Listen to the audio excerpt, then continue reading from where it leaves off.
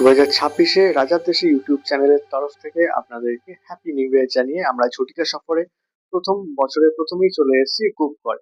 হ্যাঁ, এখানে একটি ইকো ট্যুরিজম পার্ক আছে। এটি আসলে হচ্ছে গোপগড় এর একটি দুর্গ। মহারাজা বিরাটের এটি দুর্গ আসলে। এটি চুয়ার বিদ্রোহের সাথে খুব অঙ্গাঙ্গিভাবে জড়িত। এটি হচ্ছে প্রবেশপথ। এর আশপাশে যে বনভূমি আছে সেটা সত্যি চোখে দেখার মতো। এটা মেদিনীপুরের আশপাশের লোকেদের কিন্তু অন্যতম একটি পিকনিক স্পট। হুগলি থেকে খুব সহজে আপনি গাড়ি করে বা মেদিনীপুর স্টেশন থেকে টোটো অটো ধরে আপনারা এইখানে এসে একটা নিরিবিলি একটা পিকনিক অ্যারেঞ্জ করে নিতেই পারেন। কোনো অসুবিধাই আপনাদেরকে হবে না। এখানে টয়লেট থেকে আরম্ভ করে সমস্ত ধরনের সুবিধা আছে।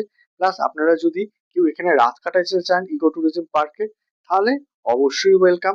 ইকো ট্যুরিজম পার্কে রাতও কাটাতে পারেন। আর গাড়ি নিয়ে এলে এর সাথে সাথে এইটি ঘুরে দেখার সাথে সাথে আপনারা দেখে নিতে পারেন কিন্তু খুব কাছে এখানে পাতরা মন্দির নগরীও অবস্থিত, সেটাও এর সাথে আপনি যুক্ত করতে পারেন। মহাভারতের এই স্মৃতি থেকে আরম্ভ করে ব্রিটিশের স্মৃতি সবকিছু কিন্তু এই পার্কটির মধ্যে আপনারা পেয়ে যাবেন। তাই দেরি করবেন না, নতুন বছর আসছে, এসে গেছে কিন্তু। তাই ঘোরাটা কিন্তু মাস্ট।